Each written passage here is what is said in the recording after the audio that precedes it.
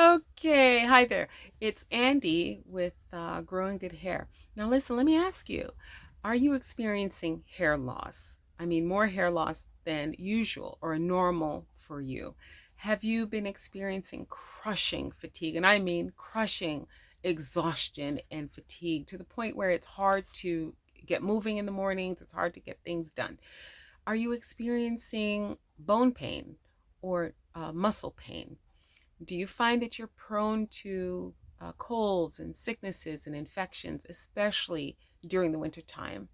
If that's the case, stay tuned because I'm going to tell you about a very important vitamin that half of the world is deficient in.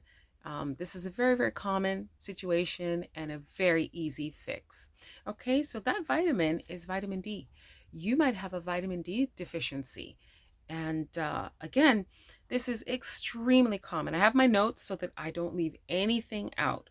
But let's talk about what can we do about it and how does it affect hair loss and why is it good and important, crucial for overall health. Okay, so first of all, how do we get vitamin D? Well, you might know that we get our vitamin D, the best way to get vitamin D is from the sun, but not everyone can um, can um, absorb. Right, that's the word that I'm using. I have a little bit of a brain fog, but not everyone can absorb vitamin D in the same way from the sun. So, if that's the case with you, you can fix that with eating fortified foods and as well as supplementation. Okay, so I'm going to talk about how important is vitamin D for overall health and how do you get diagnosed? How do you know that you have low vitamin D to begin with? And what do you do about that? Okay, what do you do about low vitamin D?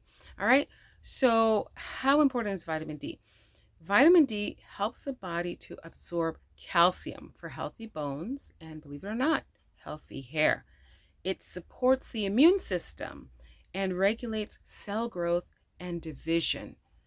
Now, this is very, very, very important because low vitamin D over a long period of time has been linked to cancers and it actually increases the cancer risk. And this makes sense since the vitamin D regulates your cell division, and cancer is a deregulation of cell division and cell death.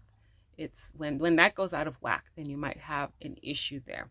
Okay, so vitamin D is super important for overall health. I mean, hair is a nice byproduct, but at the end of the day, we all, our first priority is to maintain our health. And by the way, here's a fun fact for you. Vitamin D is called the happy vitamin.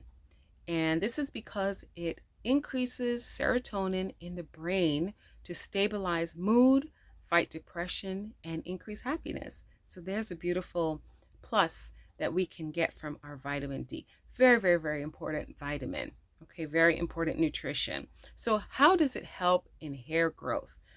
Well, vitamin D actually regulates the follicle health, growth, and development and balances the hair growth to hair shedding ratio or cycle. It reduces inflammation, which is good for overall health, of course, but it also protects the scalp, hair, and follicle from damage that can cause hair loss. Vitamin D improves calcium absorption, again, which is essential for strong, healthy hair. So now the question is, how do we get diagnosed with this? How do you know that you have it? Well, if you experience any of the symptoms that I mentioned, you might experience not as many as I mentioned, or you might experience more. You can always the Google how do you know that you have low vitamin D. But how you know for sure is you go to the doctor, and this is determined with blood work. So you have them draw blood, and they're going to give you either an online report or they're going to hand you a piece of paper with your results, and you can actually check to see if your vitamin D levels are within range. They will give you a range. I think it's something like 30, however units that they measure it, from 30 to 200 or 300. Is that right? 30 to, yeah, I think it's 30 to 200. I have to double check that. Don't quote me on that. But they will, on the report, it will tell you what the range is, and you want to be within that range. Now, if you find out that you're below that range and that you're